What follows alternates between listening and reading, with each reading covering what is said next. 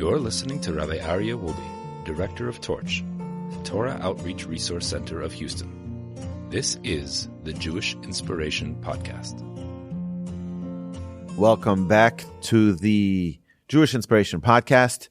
It's wonderful to see all of you and beginning our week together, starting our week in a way of inspiration. We left off the past couple of weeks, we were discussing the idea, the trait of honor. And what is honor? Honor, we said, is the respect that we give to other people, but also the respect that we have for ourselves. We mentioned this, I think, twice in the previous weeks, that it is impossible to respect someone else if you don't respect yourself. It is impossible for us to honor other people if we don't honor ourselves. We cannot love others if we don't love ourselves. So it is incumbent on us to really get work done with knowing ourselves, getting aware of ourselves so that we can then connect with others in a proper way. So what is honor? Honor, the Talmud teaches us in Tractate Kiddushin, goes into great lengths of the honor that is required on a child to their parents. It's one of the 10 commandments, the fifth of the 10 commandments. We have honor that is required for the elderly. So anybody who's over the age of 70, the Torah commands in Leviticus that you are required, mipnei seva takum, you should stand up before them. Vehadarta pnei zaken, and you should give honor to the elderly. Right? So you stand up. If on a bus, if an elderly person gets on the bus, you stand up and give them your seat. If you're at the library, you give them your seat. And wherever you are, that is your obligation to honor the elderly. Now, it's not only honoring them by standing up for them, but it's also honoring them by whatever they need. Okay? The Talmud qualifies exactly to what degree we need to go to honor people. And the Talmud even says that about a non-Jew over the age of 70, we are obligated to give them due respect and due honor. Why? So we mentioned this numerous times, because in Judaism, the number one value we have, the number one thing we value is wisdom. And someone who's lived life 70 years has wisdom, has 70 years of life's experience. And our commentaries explain in the Talmud that it is a very, very important thing for us to show proper respect, even to non-Jews. And we see that, and not only to a Torah scholar, even someone who's not so righteous, you also need to give that proper respect to.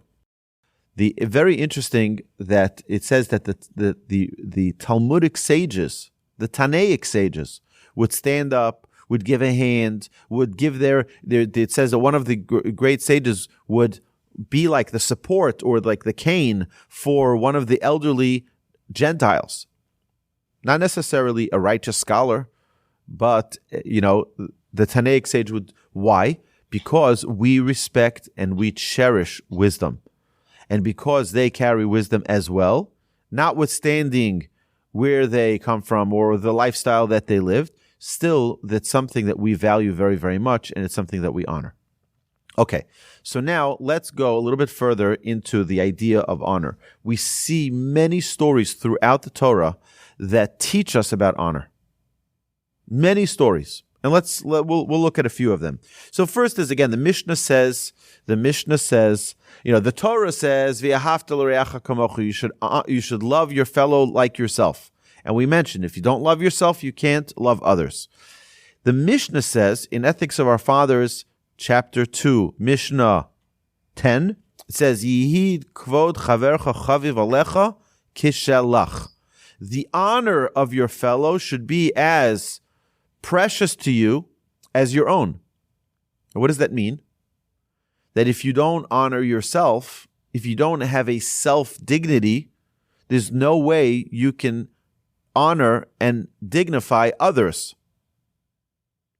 You understand that the Mishnah is going in the same vein as the Torah goes on Ve'ahavta l'reacha kamocha. You have to love your fellow like yourself. If you don't love yourself, you can't love others. If you don't honor yourself, if you don't respect yourself, you can't honor or respect others. We know that the terrible tragedy befell Rabbi Akiva's 24,000 students. Why? Because they lacked respect for one another. They lacked the due respect, the due honor that was required for one another. What does that mean? Now we understand. If they don't respect themselves enough, then certainly they don't respect others enough.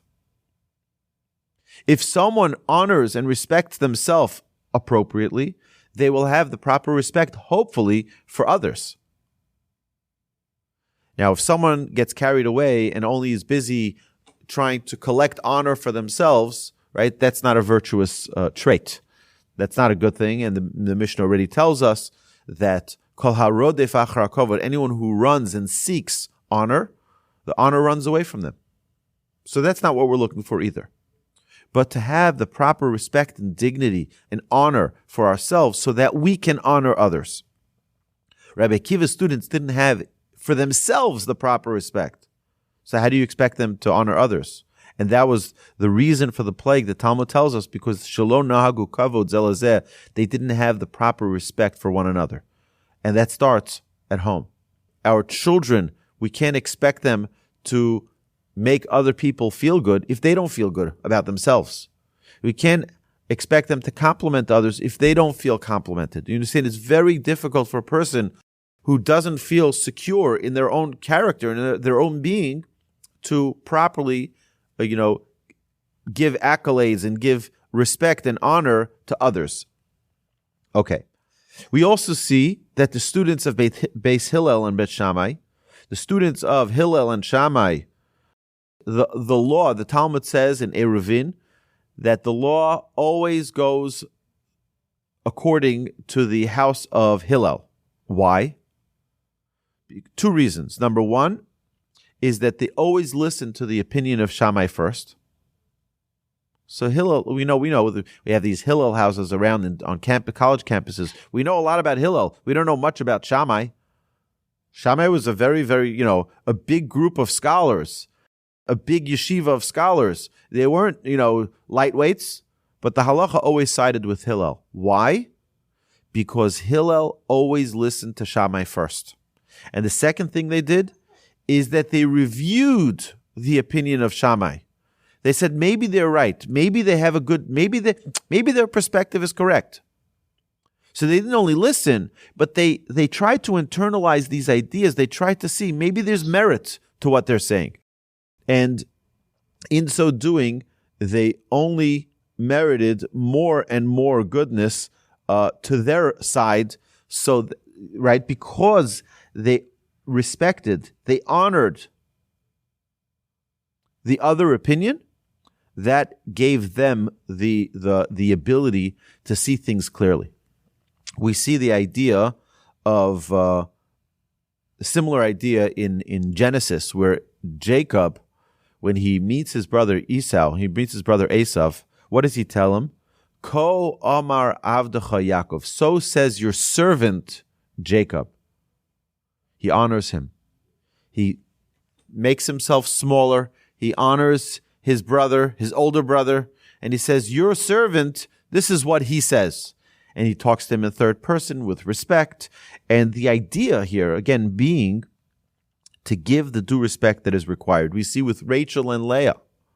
Rachel, our matriarch Rachel, that all of our redemption is in her merit. An incredible midrash tells us that all of the great patriarchs and matriarchs begged for the future redemption of the Jewish people to be in their merit. Abraham says, I was ready to offer my son as a sacrifice, the binding of Isaac. Isaac says, I was willing to be the sacrifice. It should be in my merit. And Jacob says, look what I did. I ran away for 20 years to avoid conflict with my brother. And look at my suffering with my son Joseph. And Joseph says it should be in my merit. Look, I was sold to Egypt. Every single one of the patriarchs and matriarchs and the tribes, they all wanted that the future redemption of the Jewish people should be in their merit. Sarah, Rebecca, Leah, until it comes to Rachel. And God says, Rachel, in your merit, I'm going to redeem the Jewish people. I'm going to save the Jewish people from their final exile in your merit. Why? Because imagine this. This is what happened. Jacob loves Rachel, and he starts working for 7 years to merit her hand in marriage. That's her father says, that's the agreement, okay? Laban, her father, was a trickster, and he would not allow Rachel, the younger sister, to get married before the older sister, Leah, and he switched the brides under the chuppah. He switched the brides. It was going to be Rachel, and it turned out it was Leah. Now, Jacob anticipated this, so he gave Rachel a code.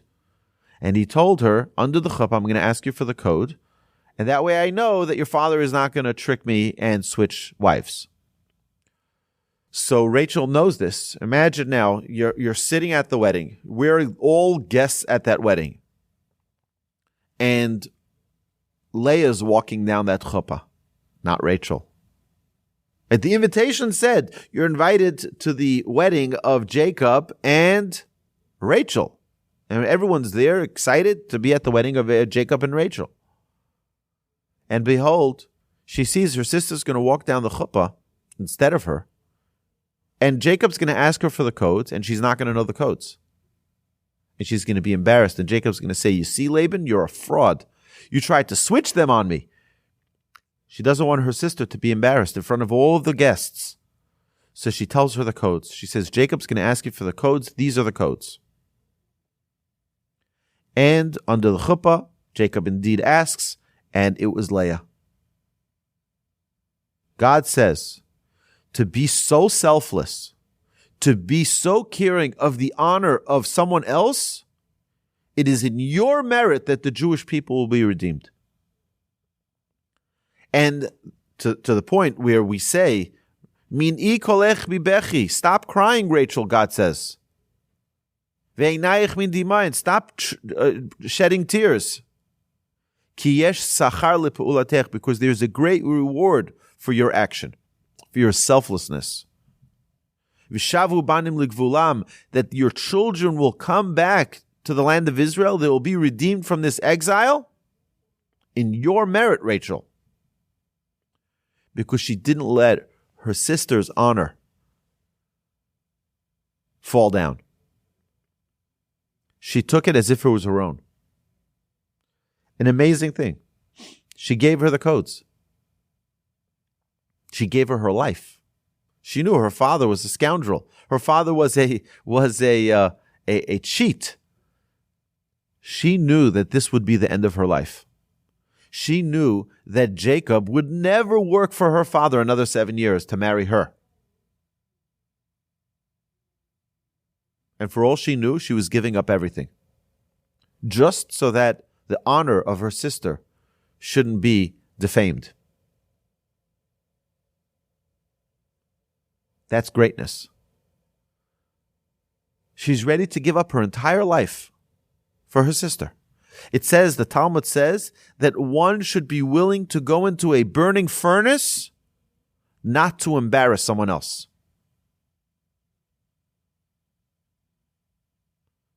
That's meaning end your life. And that's what Rachel's ready to do, just so that her sister not be embarrassed. That's greatness. That's true honor. We see also that Leah was rewarded because she cried not to have a seventh boy. You know, she had 6 of the boys, so 6 of the 12 tribes were Leah's. She cried, she said, I don't want to have the 7th because then my sister Rachel won't have at least 2 of the tribes. I don't want my sister to be embarrassed. So Leah cried not to have the 7th, and that was her daughter. The 7th child that she had was her daughter Dinah. She shouldn't have less than her maidservants. Her maidservants, the Midrash tells us, right, Bilhah and Zilpah also had 2 boys each that were of the tribes. She didn't want her sister Rachel to have less than the maidservants. So she cried to the Almighty, please, save the dignity of my sister. Save her honor. She shouldn't have less than my maidservants. Give her at least two sons to be of the tribes. We see also that Joseph didn't want to embarrass his brothers. So when he revealed himself to his brothers, telling them, Ani Yosef, I am Joseph, your brother, that you sold me to Egypt, God sent me. What did he do before that? He emptied out the room.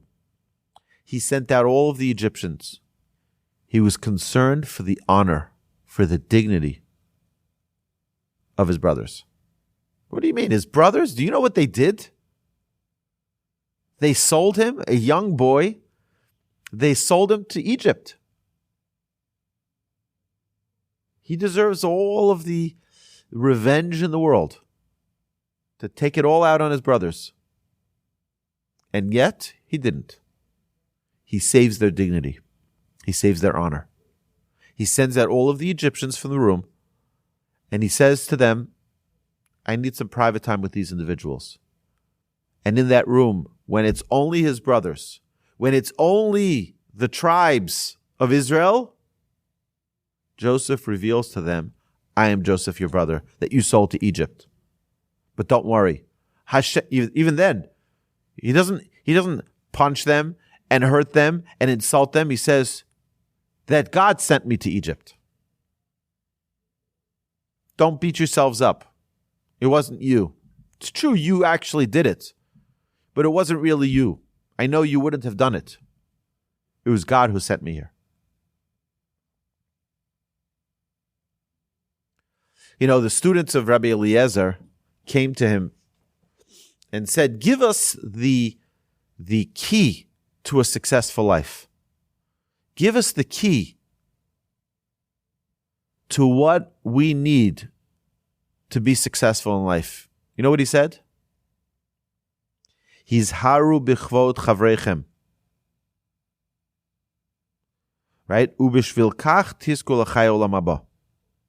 He says, be cautious, be careful with the honor of your friends. And with this, you will merit to the world to come. That was what Rabbi Eliezer's guidance was to his students. That's it. Just be careful with your friend's honor, with your friend's dignity, just as you do your own. We're all concerned about our own honor, right? We don't want our friends to insult us, our neighbors. We don't want someone to even take our spot we're waiting at Starbucks, or we're waiting at the bank, or we're waiting at UPS to drop off a package, and someone cuts us in line. Excuse me, right? Why are you taking my space? Why are you taking not my space, but why are you taking my turn? Wait online properly. Oh, you don't respect me. Hizharu b'kvod chavrechem. Just know that the honor that you give to others is your key to the world to come. The dignity, even if someone's wrong, even if our children do something wrong,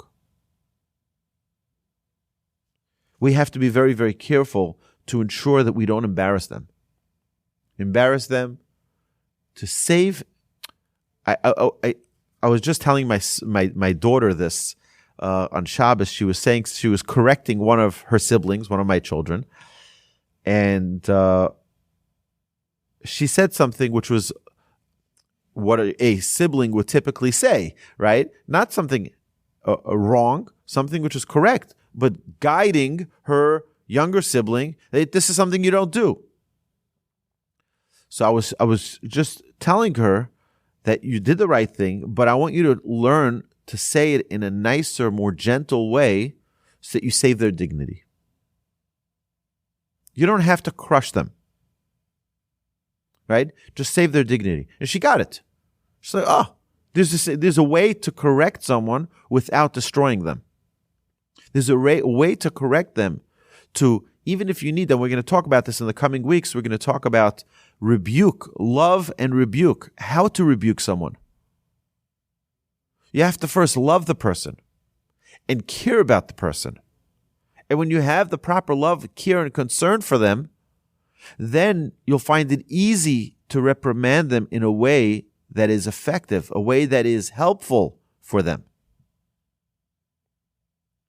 Instead of just beating them, a way that is dignified, a way that they don't feel, I'm just a lowlife, I'm a nobody, I'm a nothing. Look at me. Can't believe I made such a foolish mistake. Okay, so I think it's important for us to think about it. Rabbeinu Yonah, one of the great early sages, he says when you honor others, you're essentially honoring yourself. You're causing them to honor you without them even knowing. Right? Who is honored? Because the Mishnah says, who is honored? He who honors others. Hamechabed es habrios. When you honor other people, you're giving honor to yourself in a way. You're showing that you're dignified. You're showing that you're worthy of honor. Right? We know that a convert once came to Hillel and he said to him, teach me Torah while I'm standing on one foot. Teach me all of Torah, right? So Shammai kicked him out and said, get out of here. What did Hillel say? Hillel said, he said, the principle, right, that the whole Torah stands on, based on the verse of the Torah of love your fellow like yourself, but that's not what he said. He said it in a different way. He said, "Alachsani l'chavrach lo savid." What you hate, don't do to your friend. Which means, we hate when people insult us. Don't do to your friend. We don't like when people disrespect us. Don't do it to others. We don't like when we're cheated. Don't do that to others. If we understand what not to do because we don't like it, we won't do it to others. Do you know what else? Think of it one more step further. It's not only to our fellow, the Almighty. The Almighty is a giver. The Almighty gives and gives and gives and gives constantly. Endless giving from the Almighty. Right? How nice or how good is it if we don't have that proper respect for the Almighty, for all of the good that He gives us? If potentially, God forbid, we don't have the proper respect for God. If we don't like to be disrespected. If we gave our children and our children didn't say thank you, we would try to educate them to say thank you. That's what we do. They have to learn. Where are their parents? You think if the Almighty gives us food, He doesn't deserve a thank you? God doesn't get insulted. God doesn't have His feelings hurt. But the idea that if you understand what you dislike, if you connect to yourself and understand yourself well, you'll understand the ways of the Almighty. You'll understand, for example, we see that Abraham, Isaac, and Jacob are each identified in our Amidah, in our Shmona Esrei, that we say 3 times a day, morning, afternoon, and evening. We say, Elokei Avram, Elokei Yitzchak, Elokei Yaakov, the God of Abraham, the God of Isaac, the God of Jacob. Why doesn't it just say the God of Abraham, Isaac, and Jacob? Because each one was able to identify and relate to the Almighty through their own characteristics. Abraham says, I'm a man of kindness. I love doing acts of kindness. 1 second. Look at this world. Look at God's kindness.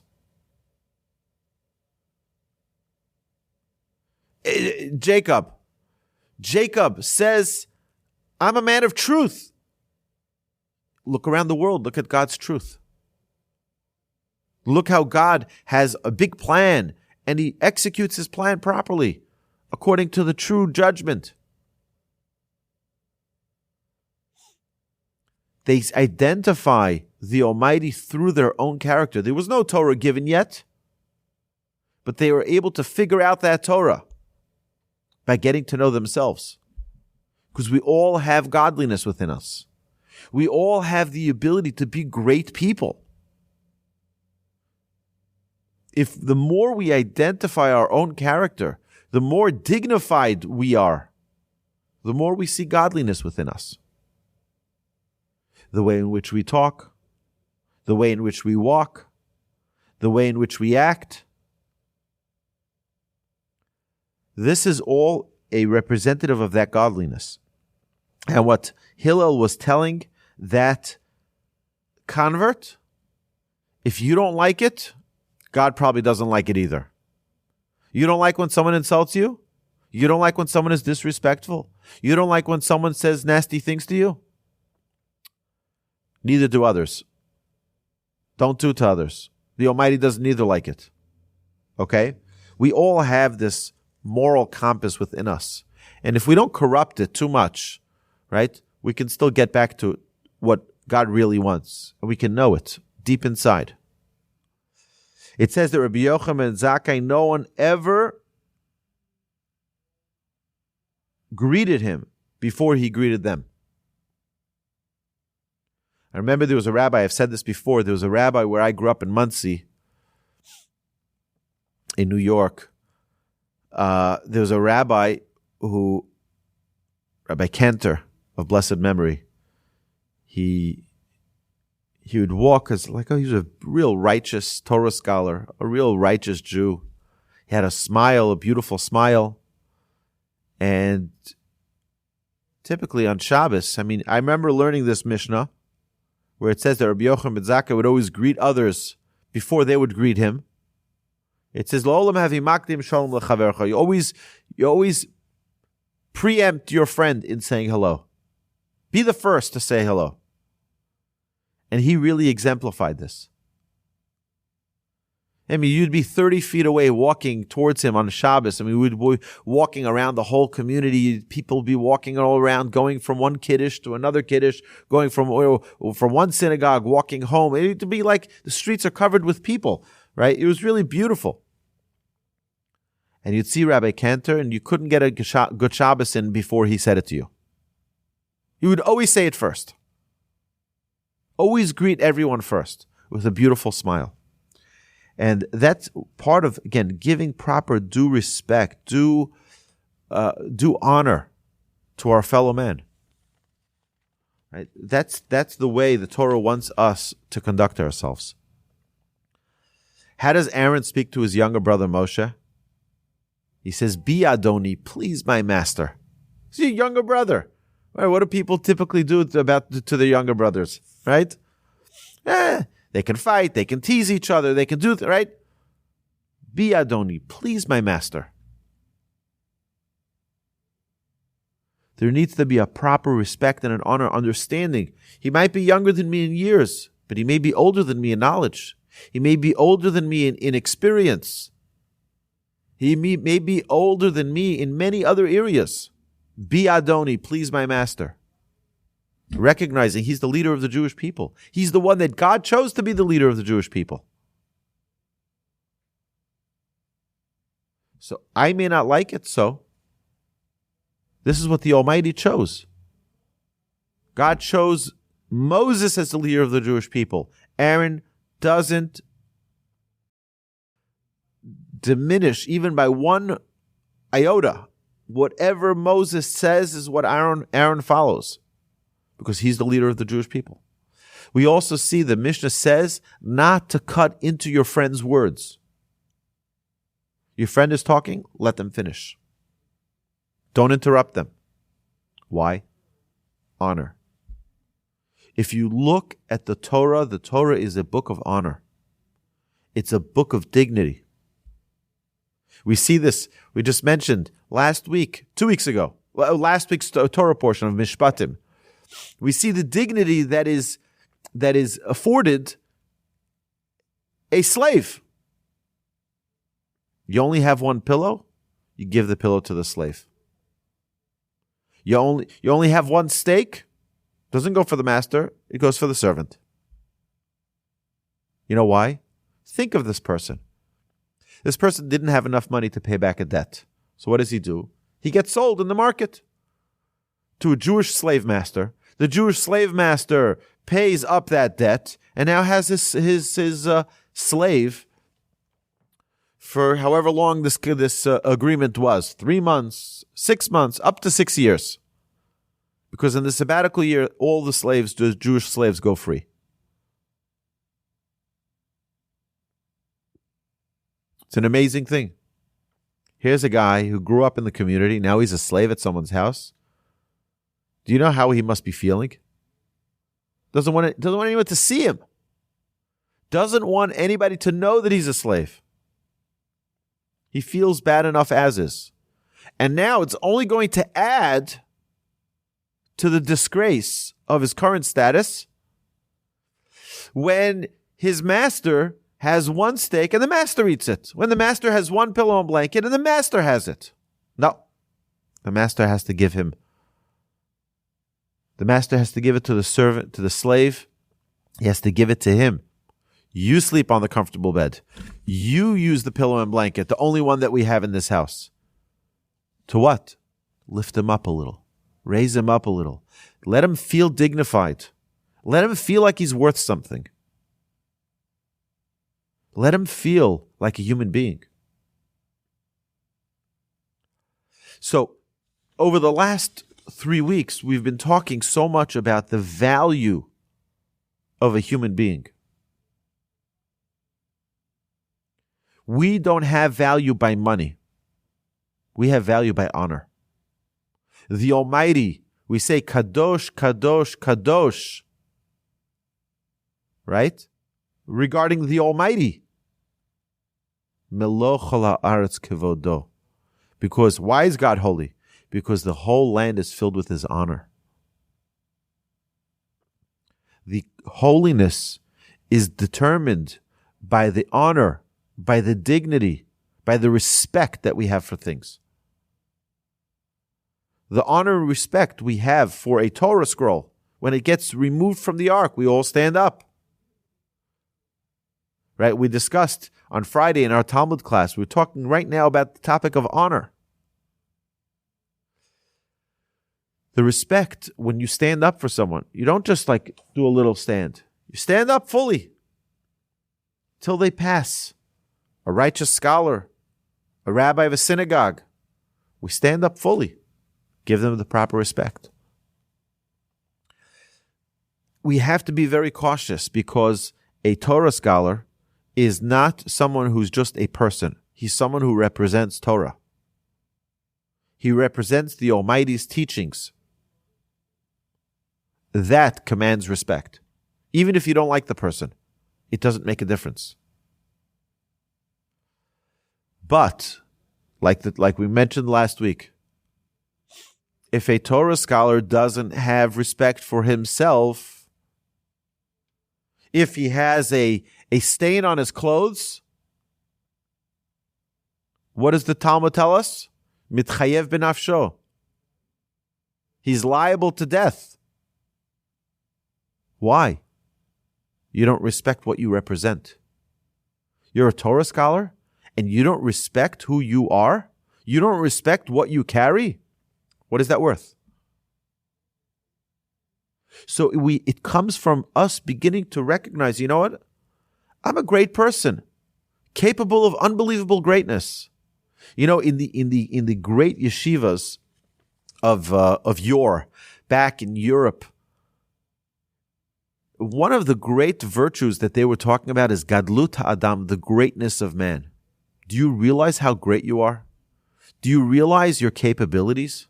And many people don't. Many people don't realize how great they are. They think, I'm a nothing. I'm a nothing. I can't do anything with my life. Look at me. I'm such a loser. We have to learn to build ourselves up and build other people up. You're amazing. You have unbelievable potential. Particularly as parents, we need to do that. Particularly as parents, we need to encourage our children and tell them, and it doesn't make a difference how old they are. They could be married with children. They could be grandparents as well. There's no human being on earth who doesn't want to feel good with a nice word. There's no human being who doesn't enjoy a compliment.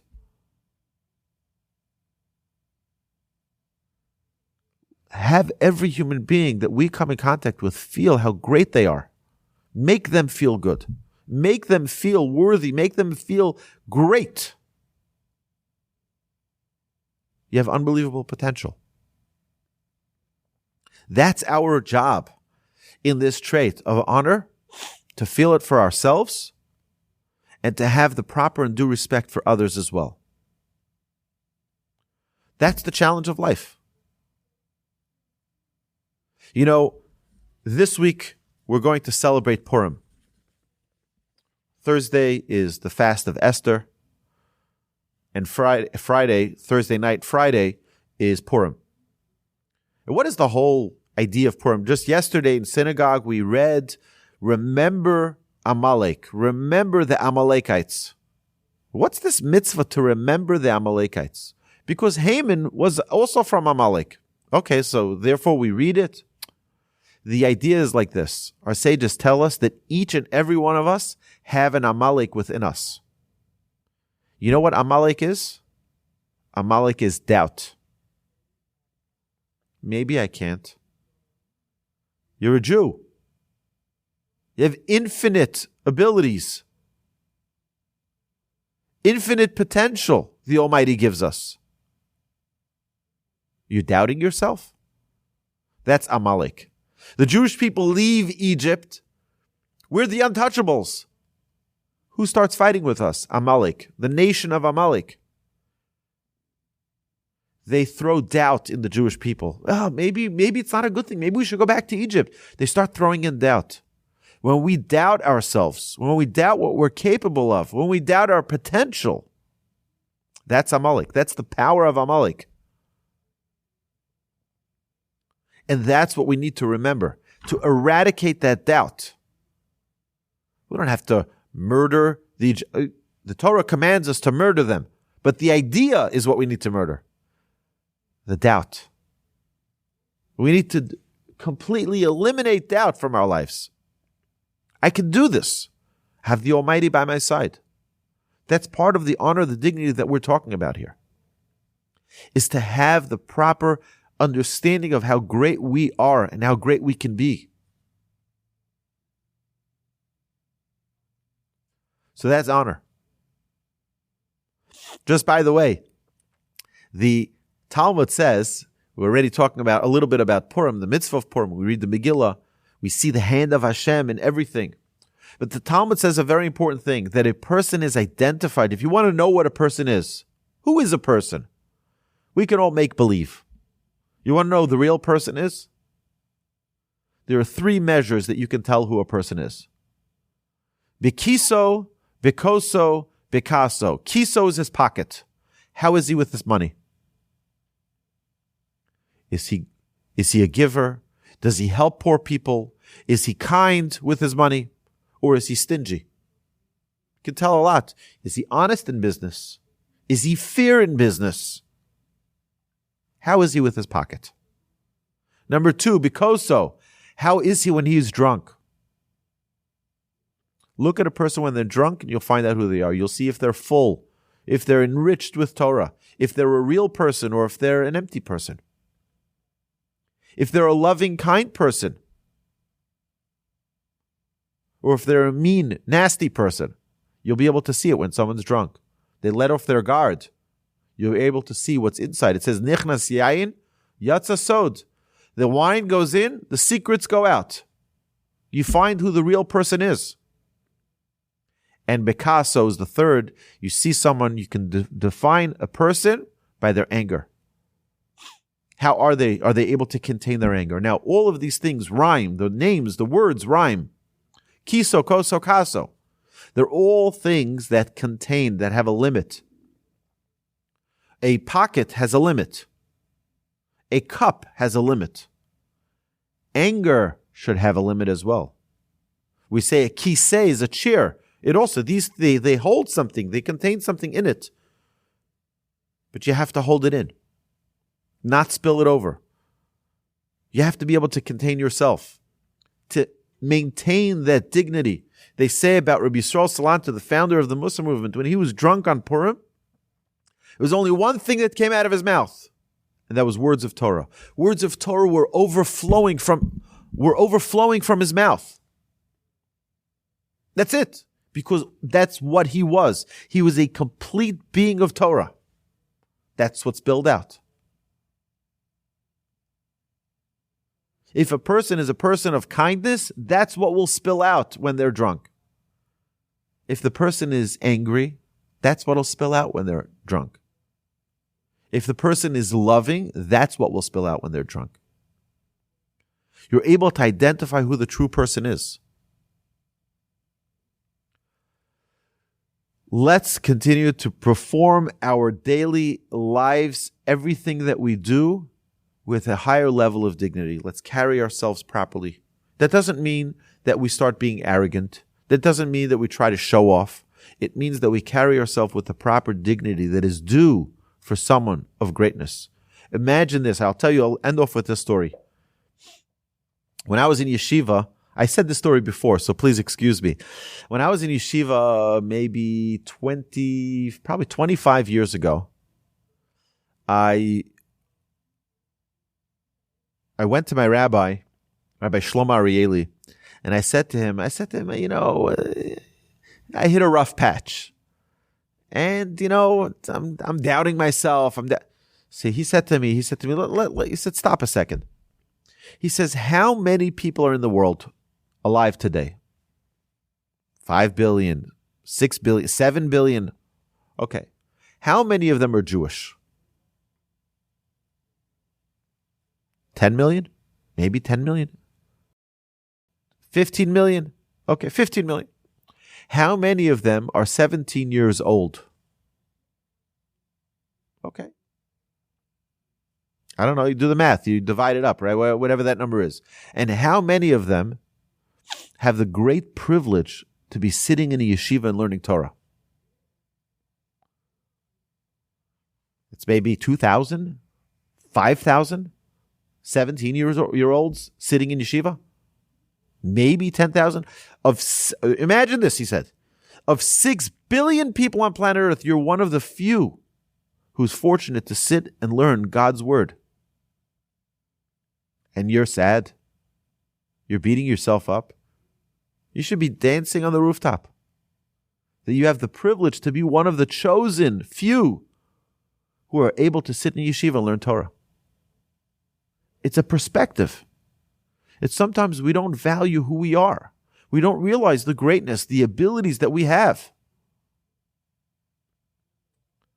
Hashem should bless us all, that we should have the proper perspective of who we are, of our own greatness, so that we can have the proper dignity and honor for ourselves, and that should overflow to everyone around us.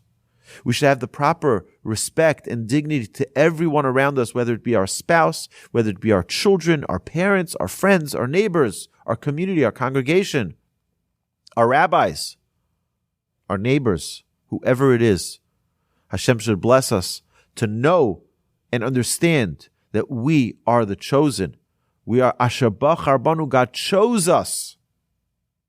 And for that, we need to feel the awesomeness and the greatness of every single day. Thank you very much, everybody. I appreciate spending my Sunday mornings with all y'all. Have a magnificent week.